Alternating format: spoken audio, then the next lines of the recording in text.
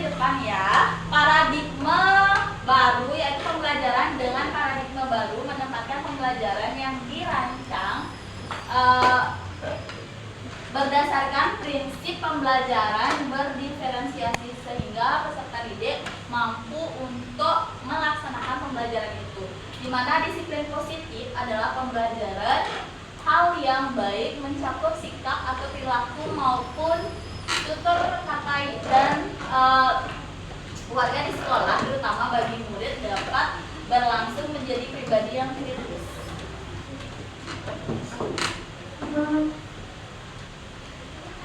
Ya, bisa dilihat ini dulu.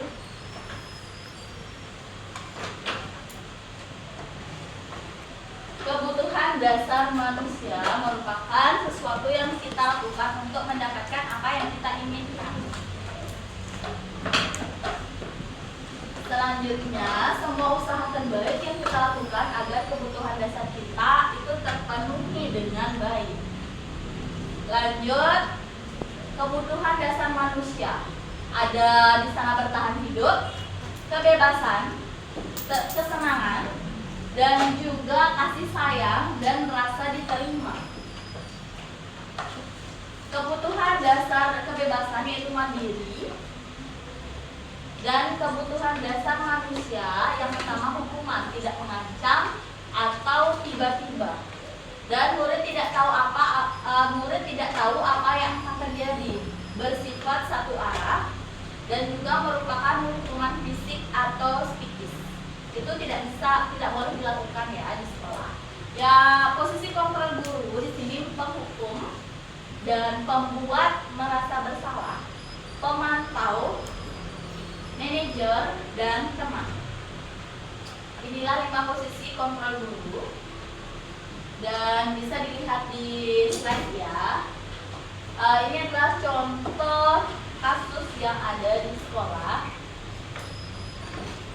Bisa dilihat pada slide, yaitu kemungkinan murid marah dan mendendam kepada teman atau lingkungannya yang ada di sekolah.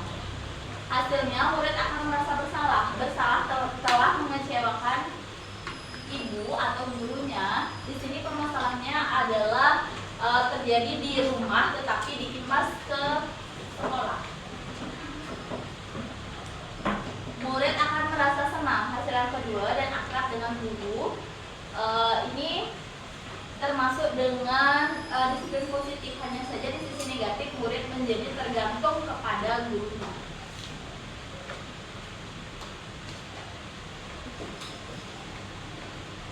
Untuk yang kedua, hasil murid memahami konsekuensi yang harus dijalankan karena telah melanggar salah satu peraturan sekolah.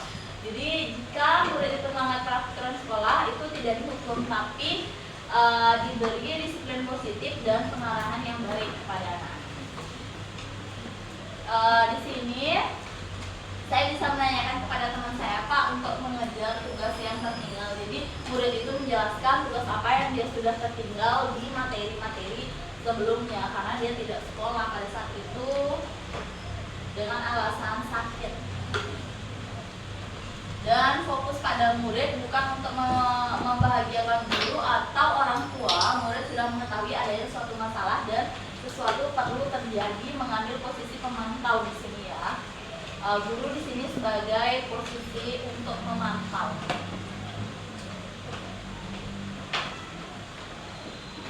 Nah, ini adalah tahapan-tahapan kontrol guru, yaitu penghukum, membuat merasa bersalah, berdiri dengan sebelah kaki dan di depan kelas, yaitu kesekian kali ibu sudah mengingatkan kamu senang yang melihat itu membuat murid merasa bersalah.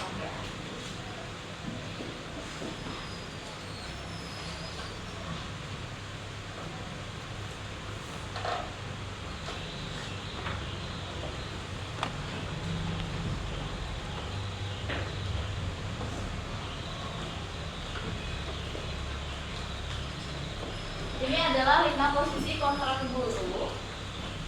Yang ketiga adalah sebagai manajer. Terus yang berikutnya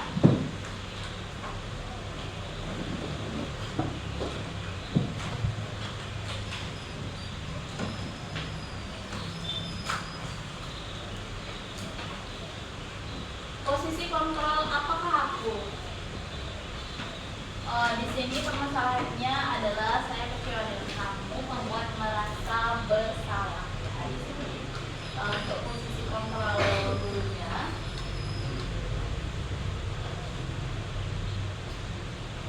Posisi kontrol apakah aku? Kamu tidak pernah benar melakukannya sekarang keliling lapangan 3 kali. Nah, ini salah. Ini penghukum. Itu tidak boleh dilakukan. Ya, benar sekali. Itu penghukum ya di sini. Dan untuk berikutnya, kira-kira posisi kontrol apakah aku? Bagaimana kamu akan memperbaiki masalah ini? Itu adalah posisi kontrolnya, bisa dilihat di slide. Manager ya di sini, peran sebagai di sini berperan sebagai seorang manajer. Ayo lakukan jadi bapak atau ibu. Posisi kontrol apakah aku di sini?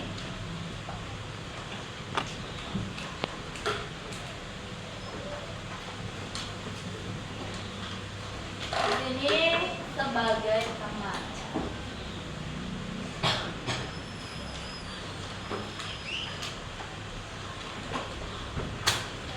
Posisi kontrol apakah kamu terlambat 15 menit? Apakah kamu sudah mengerti konsekuensi yang dilakukan bila terlambat?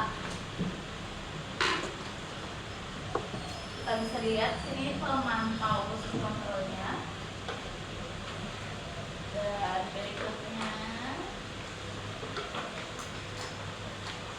nah ini di sini keyakinan kelas berupa pernyataan universal dibuat dengan bentuk positif dan bersifat abstrak. Keyakinan kelas sebenarnya tidak terlalu banyak sehingga mudah ia ingat dan dipahami semua warga kelas.